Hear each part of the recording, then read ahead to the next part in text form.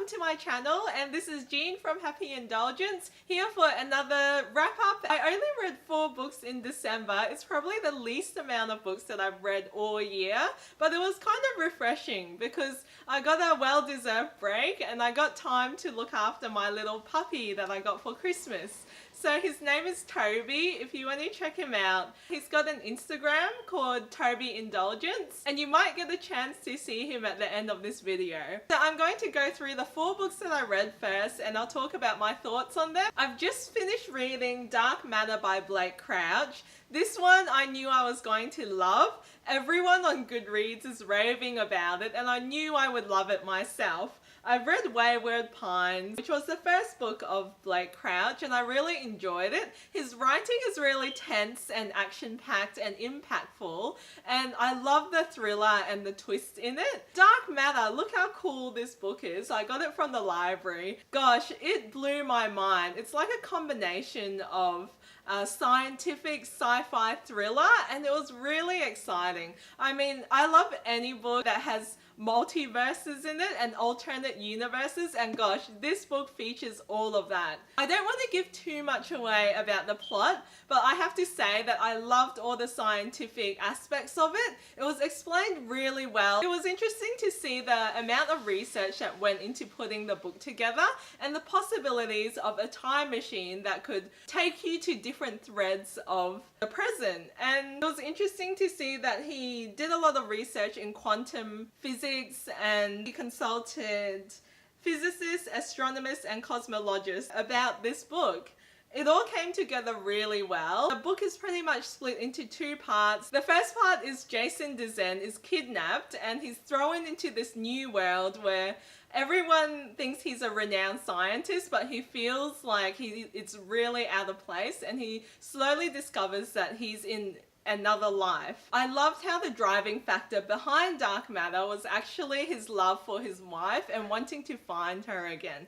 So the lengths that he would go through just to reconnect with his version of his wife was really romantic as well. I could really see this becoming a movie, and I just loved every minute of it. It was really thrilling and mind-bending, and I loved it. The only thing about it though is towards the end I felt like it kind of fizzled because it just became so out of whack and so ridiculous where you're like, oh my god, what's gonna happen? When I reached the last few pages, I wasn't that impressed. So I ended up giving Dark Matter 4 stars. If you love sci-fi, multiverses and thrillers, I think this will be your match. This book is very much raved about in the blogosphere, so that's The Star-Touched Queen by Roshani Chokshi. This is an Own Voices author.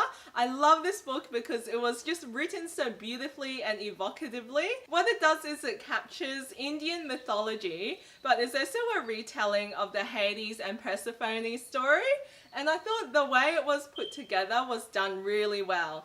Again, this book seems like it's split into 2 parts. So you've got Maya, and she gets married to a handsome prince called Amar and gets whisked away into his underworld. The setting of Akaran is really beautiful. The floor is filled with stars and there's an ocean everywhere. There's a beautiful glass garden, there's a tree of knowledge, and there's a tapestry where Maya and Amar can literally control people's futures. And it was interesting seeing how they had these threads of people's lives and they could pretty much pick where their lives will head. The writing in here is beautifully written and evocative, so it really feels like you're transported to this enchanting and magical place. The start of the book reminds me very much of The Wrath and the Dawn, where Maya is actually wondering why Amar is completely smitten with her. He disappears during the night and she gets really suspicious as to what he's doing. And then she starts exploring Akaran and realizes that it's not the innocent underworld that she thought it was. I loved her independence and how she decided to explore further and unravel the truth, even though sometimes it was pretty ugly and sometimes it was unexpected. Because later on she discovers Kamala, the flesh-eating horse, and that's where things get really hilarious. He's a much-needed companion to Maya. So The Star-Touched Queen, while it was beautifully written and I love the mythology that it covered, I thought halfway through I was like, what the hell is going on? Like, I have no idea what's going on because all of the descriptions are so meta, especially towards the end. Like, you know, when it deals with things like reincarnation and afterlife and destinies, there's only so much that you can explain without just putting it down to that. And then halfway through I was just like, oh my god, I just have no idea. I love it anyway, but because of that I can see why people find it confusing. Because of that, I ended up giving The Star Touch Queen 4 stars. I also read A Close and Common Orbit by Becky Chambers, and I got this one for review from Hachette Australia. I absolutely love the first book, which is A Long Way to a Small and Angry Planet. It's a beautiful, quiet sci-fi read that features a lot of diverse alien races and talks about the growth of them and the acceptance of them and how they came to be. I kind of like how it's more of a quiet sci-fi book. Instead of a direct sequel, this one is more of a companion novel. It's about a few side characters from A Long Way to a Small and Angry Planet.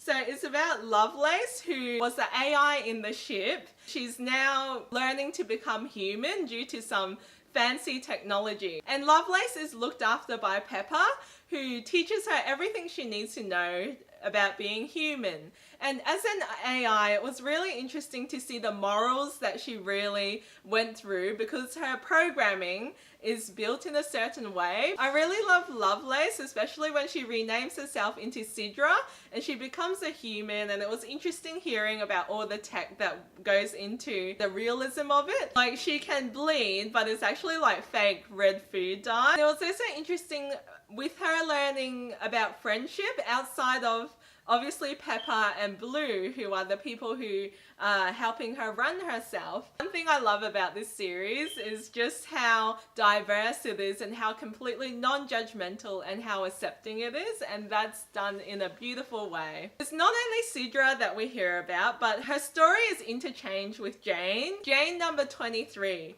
Jane is basically Pepper in the past, and her future is more of a like dystopic sci-fi world where she's bred to become a slave to humans. She comes from this desolate part of space. She slowly learns how to survive. She learns how to be human from the AI in her ship. And it's funny because both Sidra and Jane have come from a completely reverse cycle. So you've got an AI learning to be human and a human learning to be human from an AI. And it was really touching just how it all came together. The one thing about this book though, I really missed the crew from the old book. I felt it was really, really slow, so it took ages to get anywhere with the story, and I think I like Sidra's perspective a lot more.